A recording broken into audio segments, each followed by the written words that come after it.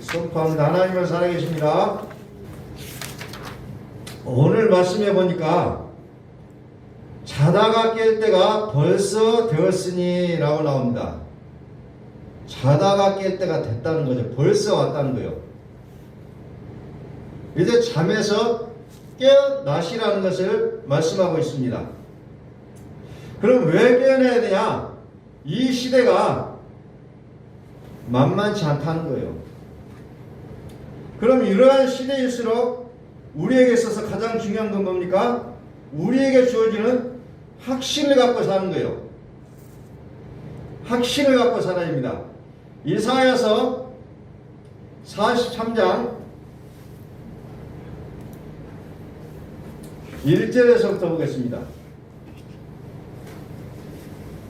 이사야서 43장 1절부터서 야곱아 너를 창조하신 여호와께서 지금 말씀하시니라. 이스라엘아 너를 지으신 이가 말씀하시니라. 너는 두려워하지 말라. 내가 너를 구속하였고 내가 너를 지명하여 부르나니 너는 내 것이라. 아멘. 두려워하지 말라 그랬습니다. 시대가 벌써 그럴 때가 됐지만은 두려워하지 말라는 겁니다. 왜? 내가 너를 구속하였기 때문에 두려워하지 말라는 거죠. 우리를 구속하신 하나님이 우리의 아버지가 되시고 우리를 친히 지키시고 돌보아 주시겠다는 거예요. 그러니 두려워하지 말라. 이 시대에 깨어있는 크리스찬은 두렵지 않는 삶이라는 거죠. 두려워하지 마라. 2절 네가 물 가운데로 지날 때에 내가 너와 함께 할 것이라. 강을 건널 때에 물이 너를 침몰하지 못할 것이며 네가 불 가운데로 지날 때에 타지도 아니할 것이요 불꽃이 너를 사르지도 못하리니. 우리는 이 말씀을 우리는 확신을 가질 수 있기를 소원합니다. 확신을 가지셔야 돼요. 물 가운데로 지날 때, 불 가운데로 지날 때 물이 너를 침몰하지 못하게 할 것이고 불이 너를 타지도 못하게 할 것이다. 얼마나 안정적이에요 우리의 삶이. 하나님께서 우리를 이렇게 지키시겠다고 약속하고 있습니다. 3절 대저 나는 여호와 네 하나님이요 이스라엘의 거룩한 이요 네 구원자이니라. 내가 애굽을 너의 속량물로 구스와 스바를 너를 대신하여 주었노라.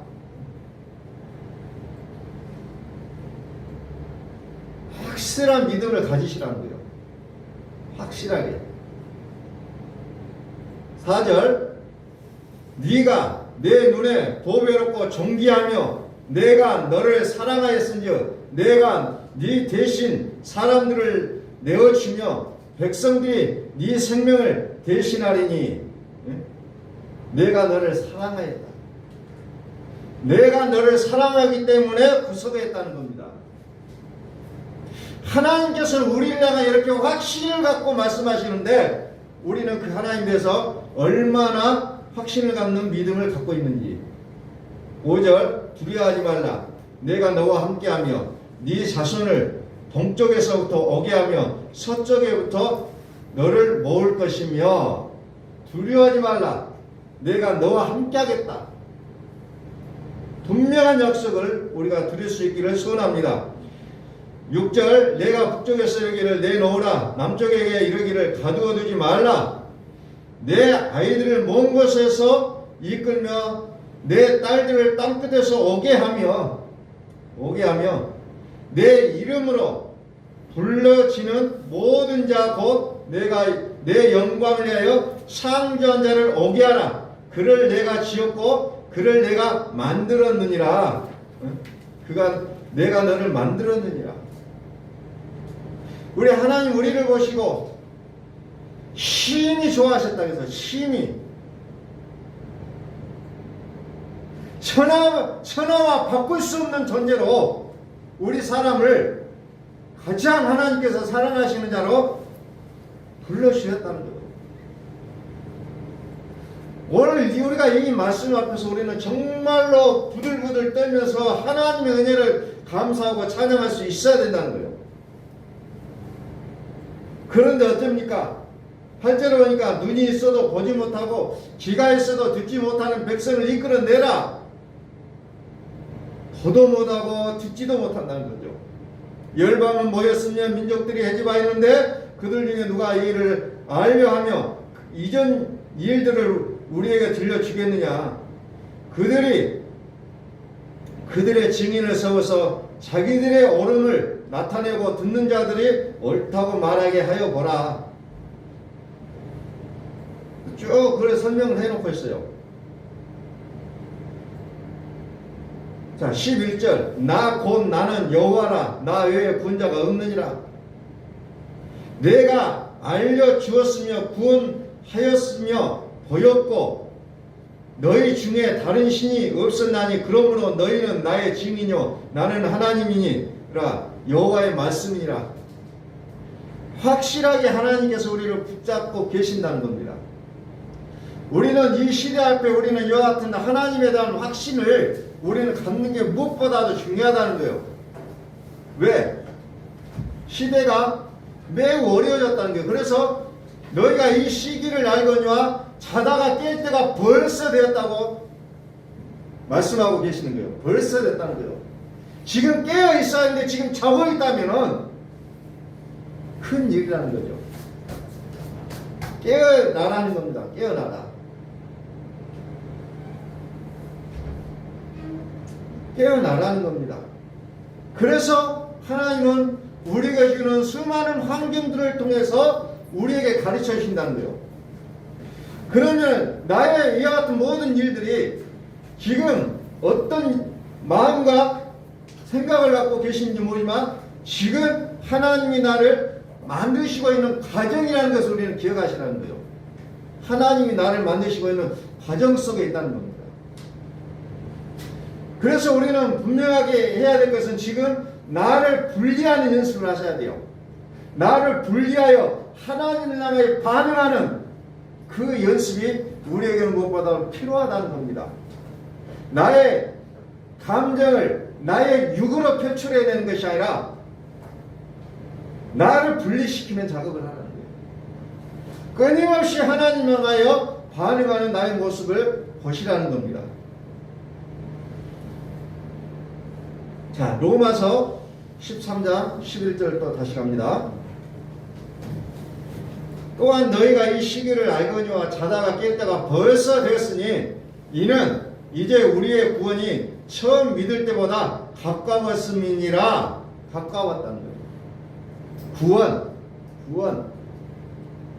그래서 예수님은 처음과 나중이라. 이사야서 44장 6절에 보면은 만군의 여호와가 말하는 나는 처음이요 마지막이라고 얘기하고 있습니다. 그 말씀이 요한계시록에 그리스도께서 그대로 말씀하신 거. 나는 처음과 나중이라. 시작과 끝이라. 말씀하시는 거예요. 그래서 11절에 처음 믿음이 있고 나중 믿음이 있다는 것을 또 구분해 놓고 있습니다. 자다가 깼다가 벌써 되었으니 이는 이제 우리의 구원이 처음 믿을 때보다 가까웠습니다. 처음 믿을 때보다 가까웠다는 거죠. 지금이 처음 믿음. 구원이 처음 믿을 때보다 가까웠다는 거예요. 가까이 왔다는 겁니다. 그래서 에베소서 5장 18절에 뭐라고 합니까? 술 취하지 말라. 이는 방탕한 것이니 오직 성령으로 충만함을 받으라. 술이라는 것을 통하여서 술이 사람을 지배하는 그 모습을 보면서 성령 충만함이 이렇게 될 것이라는 것을 좀 가르쳐주고 있는 거예요. 술을 먹은 사람은 자기의 이성과 자기의 생각으로 움직이는 것이 아니고 술이 이끄는 대로 가는 것처럼 이제 하나님을 믿고 사는 사람은 자기의 생각과 자기의 뜻으로 살아가는 것이 아니고 성령에 의지하여 살아가는 자들을 이렇게 비유하고 있다는 거죠.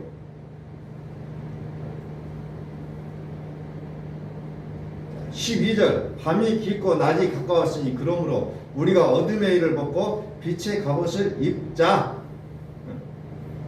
밤이 깊고 낮이 가까웠으니 밤이 깊고 이제 새벽이 온다는 거죠. 새벽이 오는데 우리가 어둠의 일은 벗어버려야 되는 것이 마땅하다는 겁니다. 13절 낮에와 같이 단정히 행하고 방탕하거나 술 취하지 말며 음란하거나 호색하지 말며 다투거나 시기하지 말고 잠자는 자 믿는 자, 여기서도 말 잠자는 자는 믿는 자를 얘기하고 있어요. 안 믿는 자를 향해서 말하지 않습니다. 믿는 자를 얘기합니다. 처음 믿음의 단계, 그 단계를 여기서 잠자고 있다고 표현하고 있는 거예요. 잠자고 있다.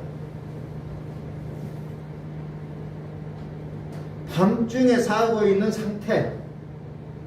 다시 말해서 그걸 다른 말로 표현하면 술 취한 자의 상태라는 거예요. 나는 술 안 먹었는데 주장할 수 있지만 그게 아니라 내가 술 취한 상태라는 건 내가 밤중에 있다는 거예요. 깨어있지 못하고 잠자고 있는 자의 모습이라는 겁니다. 잠자고 있는 자의 모습.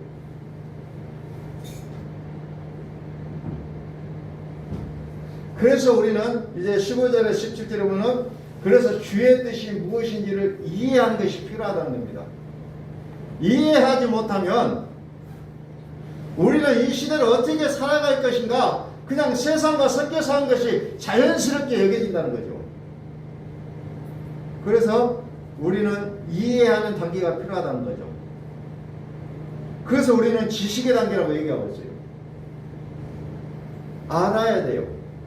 알지 못하고서는 절대로 우리가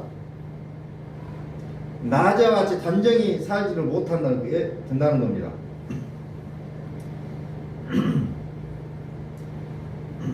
자, 잠언 23장을 봅니다.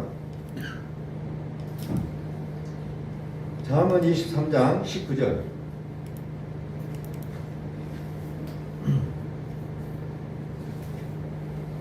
내 아들아 너는 듣고 지혜를 얻어 네 마음을 바른 길로 인도할지니라. 술을 즐겨하는 자들과 고기를 탐하는 자들과도 더불어 사귀지 말라. 더불어 사귀지 말라. 술 취하고 음식을 탐하는 자는 가난해질 것이요 잠자기를 즐겨하는 자는 헤어진 옷을 입을 것이니라. 왜 술을 즐겨하는 자들과 고기를 탐하는 자들과 더불어 사귀지 말라고 할까요? 이 사람들은 내가 아닌, 내 속에 내가 아닌 것이 나온다는 거죠. 그러니까 술 취한 자들과 같이 동행을 하면은 이상한 일들이 많이 일어납니다. 이상한 일들이 많이 일어나요. 우리의 신앙도 마찬가지예요. 정말 전지전능하신 하나님 한 분을 믿고 살아야 되는데 짬뽕이 되어 있는 사람 만나면 머리 아픕니다. 짬뽕이 되어 있는 사람. 요즘은 SNS가 발전하다 보니까 막 그냥 카카오톡으로 막 그런 것들이 수없이 날라와요. 참 짜증나죠.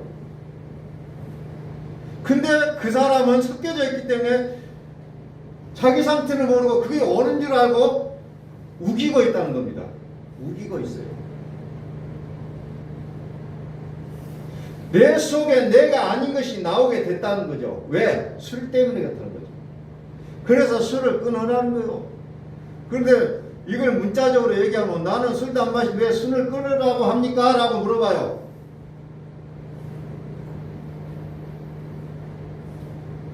우리는 그 술 끊으라고 하면 물어보지 마세요. 내가 술을 먹고 있다는 것이 뭐냐? 하나님이 아닌 다른 것을 내가 취하고 있다는 모습이라는 겁니다. 그래서 알코올 중독자는 격리 수용합니다. 격리 수용하지만 참 안타까운 게 뭡니까? 병원에 있을 때는 술을 끊어요. 그러나 밖에 나오면 술을 보잔해요. 그럼 다시 먹어요. 술을 또 잘 먹다가 안 먹으면 금단 현상이라는 것도 나옵니다. 오늘 믿음의 현장에서도 마찬가지예요. 어둠의 일을 벗고 나면 상당히 금단 현상과 같은 일들이 나타나게 돼 있어요. 그런데 그걸 참지 못하고 다시 되돌아가는 모습도 볼 수가 있다는 겁니다. 내 속에 내가 아닌 것이 나오게 돼 있어요. 우리는 그런 고백들 많이 들을 거예요. 내 마음 같지 않는 일이 행동으로 나왔다는 거죠. 그래서 로마서 7장 19절 20절에도 사도 바울이 고민하고 있는 게 그거였어요. 내가 원하는 것은 선이었는데 결국 내가 하고 나면 악이 나온다는 거예요. 왜? 내 속에 또 다른 것이 들어있기 때문에 그렇다는 거예요. 그래서 우리는 그래서 분리하시라는 거예요. 이 내가 아니다. 선포하세요. 이건 내 모습이 아니다. 그런데 어떻게 해요? 대부분의 경우는 그 죄가 나왔을 때 그 죄를 가지고 회개하라고 가르쳤잖아요. 회개하는 것이 아니고 내가 아니라고 선포하셔야 된다는 거예요. 이건 내가 아니다. 내 모습이 아니다. 사도 바울이 로마서 7장에서 얘기하고 있는 게 그거예요. 내 안에 죄가 있어서 죄가 그것을 했다. 난 내가 아니다. 라고 분리선언하고 있습니다. 사도 바울이. 계속해서 분리하는 거예요. 내가 아니다. 내가 아니다. 그 문장을 읽어가면서도 우리는 끊임없이 회개하라고 얘기를 들어왔어요. 근데 사도 바울은 그렇게 하지 않더라고요. 내가 아니라고 선언합니다. 내 속에 죄가 있는 그것을 다스리기를 소원하고 있다는 거죠. 그래서 고민하고 있는 거죠.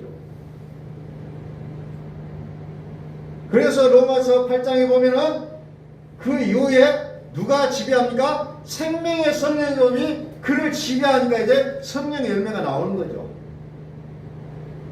그게 사도 바울의 신앙의 과정입니다.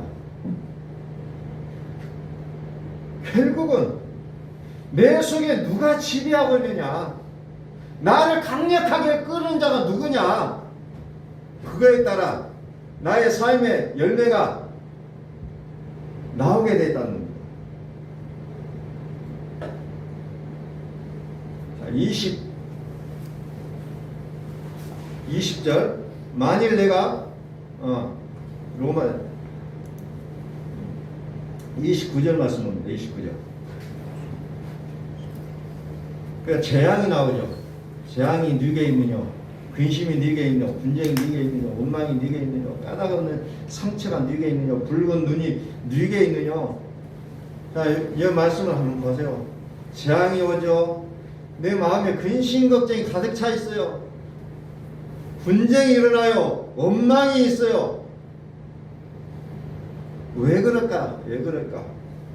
자문은 것을 꼬집어서 얘기합니다. 30절에 술에 잠긴 자에게 있고 혼합한 술을 구하러 다니는 자에게 있느니라. 술에 잠기는 자, 술독에 빠져있는 자라고 표현하죠. 술 때문에 이렇게 됐다라고 얘기합니다. 그리고 더 무서운 혼합한 술. 우리 한국은 그걸 자랑으로 여기잖아요. 폭탄주를 몇 잔 마셨느냐. 이걸 자랑을 합니다. 근데 이게 무서운 결과를 나오고 있다는 거죠. 술에 잠긴 자. 31절. 포도주는 붉고 잔에서 번쩍이며 순하게 내려가나니 너는 그것을 보지도 말지어다. 보지도 말아라. 보지도 말아라. 그것이 마침내 뱀같이 물 것이요 독사같이 쏠 것이며, 그것이 물겠다는데, 독이 있는 독사가 물겠다는데 겁이 없습니다. 또 네 눈에는 괴이한 것이 보일 거예요. 그냥 이제 허상이 보이는 겁니다. 그러니까 술에 빠져 있는 사람 보면은 혼자 이야기를 합니다. 혼자. 왜 혼자 이야기냐면 혼자 이야기했다고 안 하면 누가 있다는 거예요. 오늘 우리 믿음도 마찬가지예요. 뭔가 헛것을 보고 이야기하는 사람도 있다는 겁니다. 자꾸 보인다는 거예요.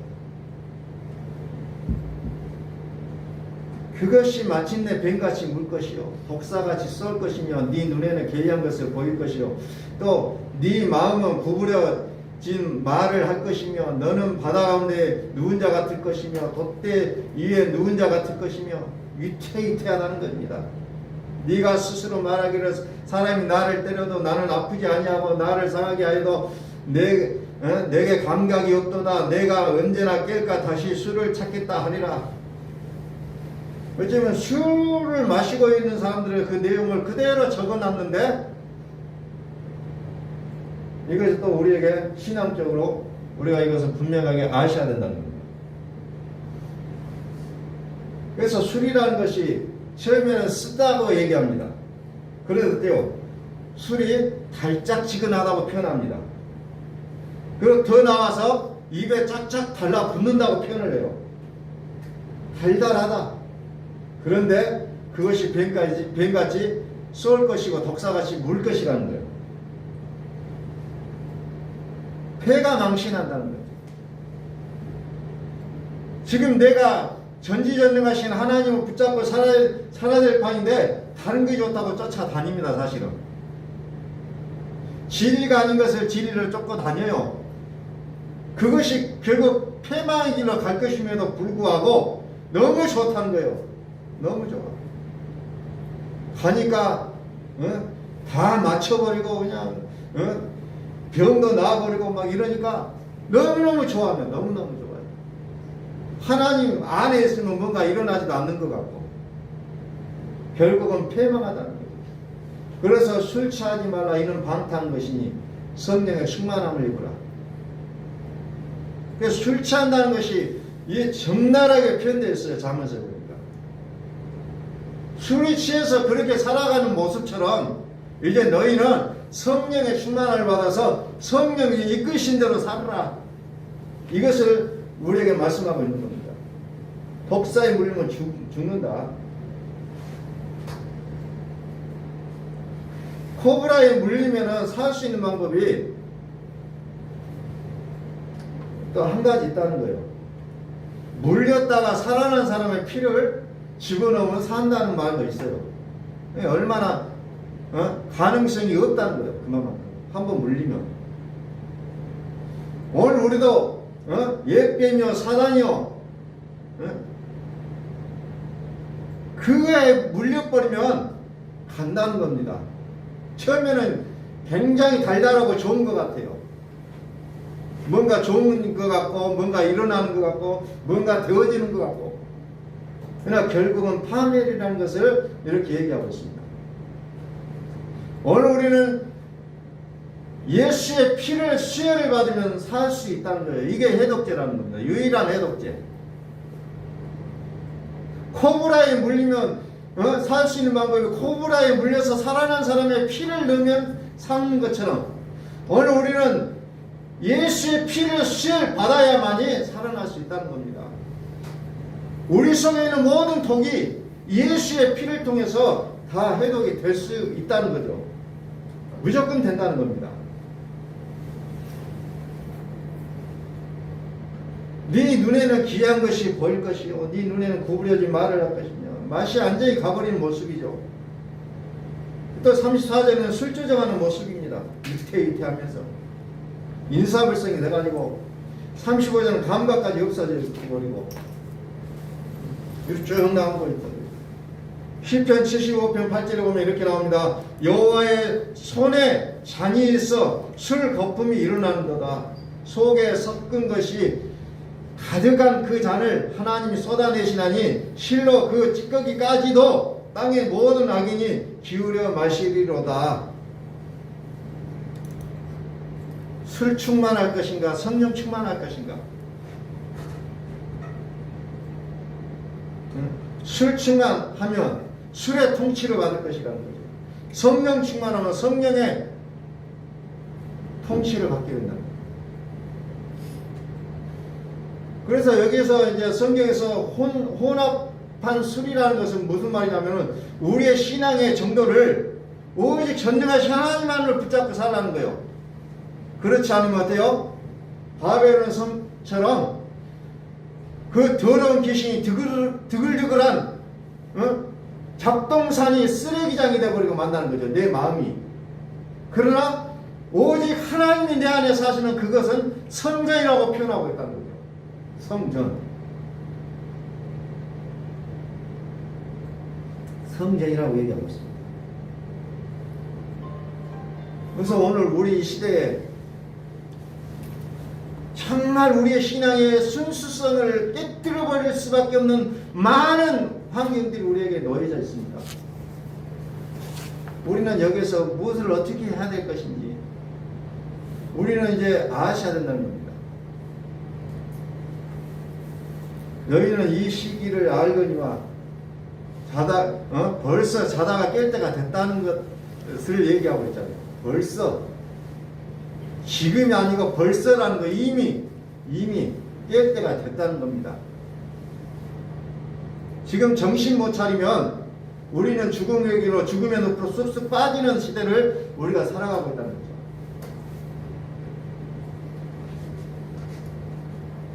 그래서 이 술이라는 것을 대표적인 케이스로 다니엘서 5장이 나옵니다. 벨사살 왕.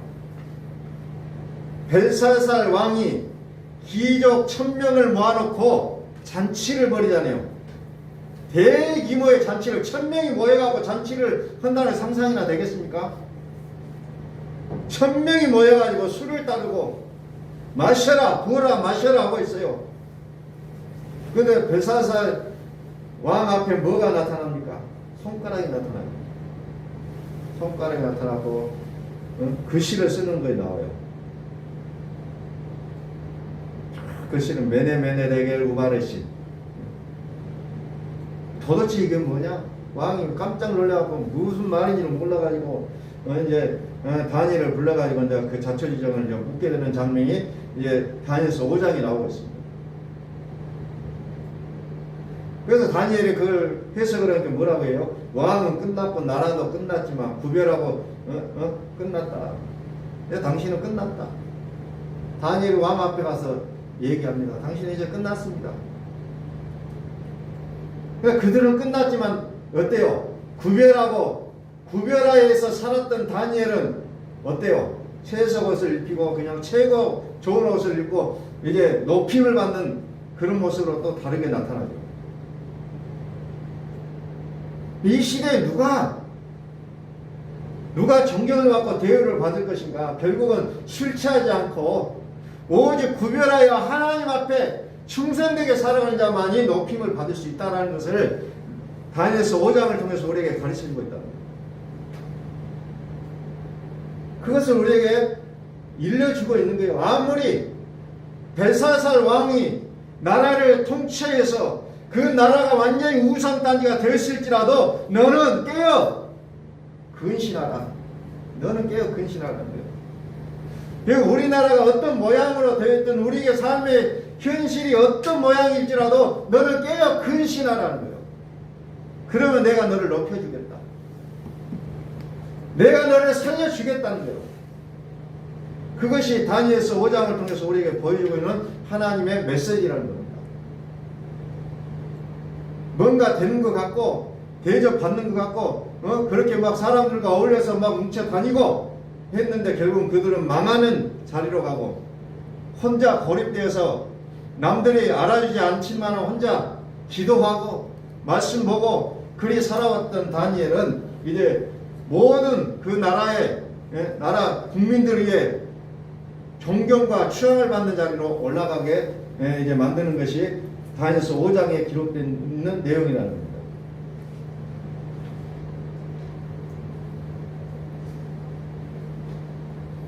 혼합한 포도주라는 것은 다시 얘기합니다. 율법과 복음을 얘기하고 있어요. 우리는 율법이 뭔지 복음이 뭔지 섞여져 살아가고 있다는 겁니다. 이것을 구분하라는 겁니다. 철저하게 구분해야 돼요. 그래서 새 술에 취하라. 술에 취하지 마. 새 술에 취하라는 거. 술을 끊어라. 우리의 믿음의 순수성을 분명하게 하나님은 지키기를 원하고 계신다는 겁니다.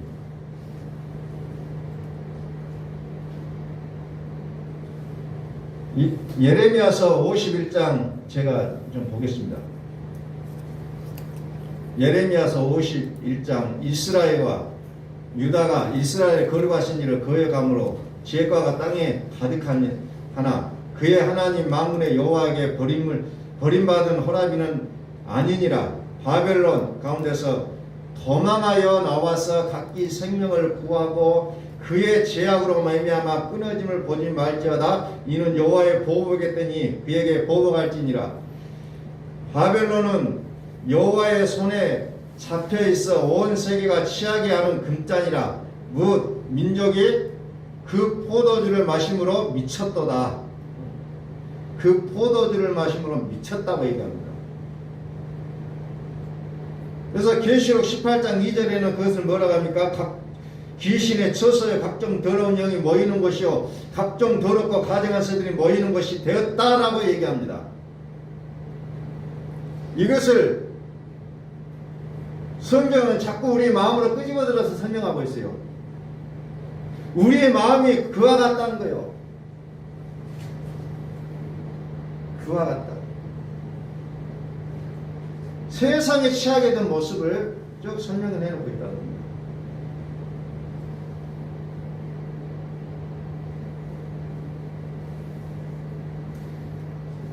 요한계시록 18장 14절부터 또 봅니다. 바벨론아 네 영혼이 탐하던 과일이 네게서 떠났으며 맛있는 것들과 빛난 것들이 다 없어졌으니 사람들이 결코 이것들을 다시 보지 못하리로다. 바벨론으로 말미암아 취입한 이 상품의 상인들이 그의 고통을 무수하여 멀리 서서 울고 애통하여 이르되 화이토다 큰 성이여 세마포옷과 자주옷과 붉은 옷을 입고 금과 보석과 진지로 꾸민 것인데, 자 보세요. 여기에 세마포, 자주옷, 붉은 옷, 금, 보석, 진주 이게 다 성전에 있는 것인데 세상에도 있다는 게 그대로 보니까 사람들이 헷갈린 거예요. 하나님이 딱 구분시켜갖고 세상은 이거 있게 하고 성전은 이거 있게 하고 했으면 좋은데 세상에도 성전에도 다 똑같은 게 있는 거예요. 그래서 헷갈린다는 겁니다. 그래서 헷갈려요. 달라버리면 좋은데 그래서 우리의 마음이 새 마음이 되고 새 정신이 되지 않으면 우리는 그것을 구분할 수가 없습니다. 여기도 있네, 여기도 있네, 여기도 진리네, 저기도 진리네 하면서 우리의 마음을 내놓아 버린다는 거죠. 그러려면 어떻게 합니까? 술 취하지 않고 정신을 바짝 차리고 깨어 있어야 된다는 겁니다. 속지 않으려면 세상에 속지 않으면 깨어 있어야 돼요. 그래서 로마서 13장 11절에 14절이 오늘 말씀의 시작과 결론입니다.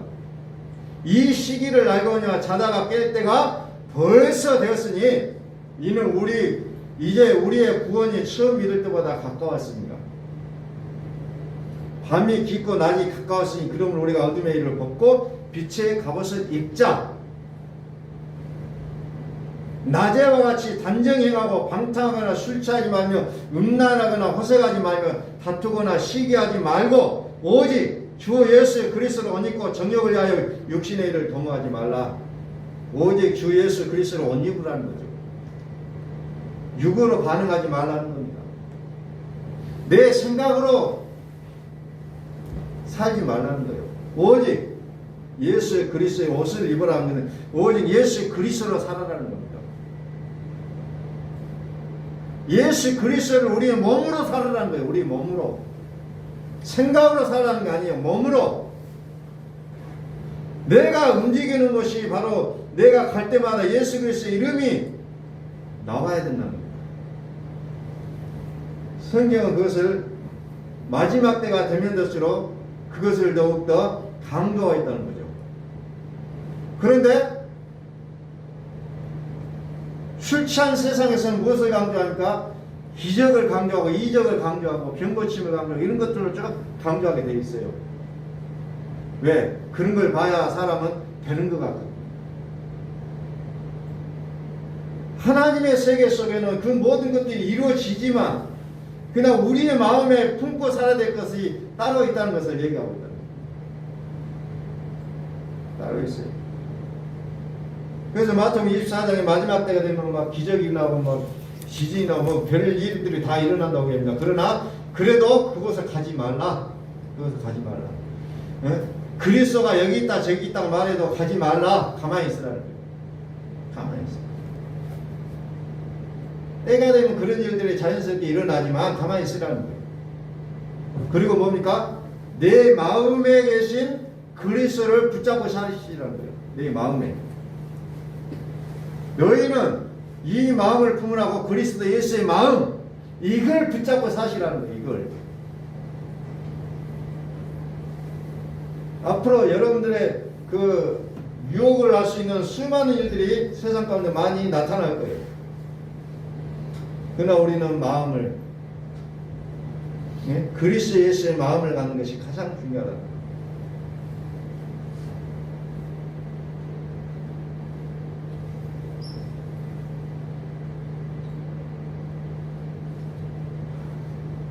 자다가 깰 때가 벌써 되었으니, 밤이 깊고 낮이 가까웠으니 이제 우리는 오직 주 예수 그리스도로 옷 입고 살아가는 우리의 삶이 될 수 있기를 예수 그리스도로 이름으로 간절히 바랍니다.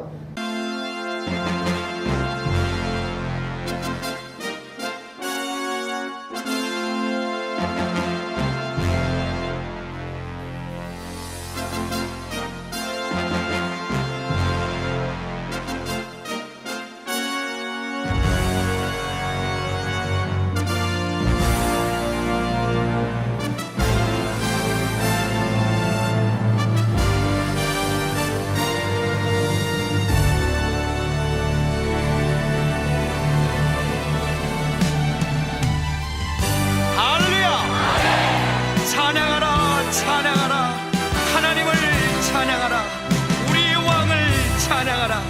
하나님은 온 땅의 왕이 되시며 열방을 지배하시니 그 이름을 선포합시다. 지도나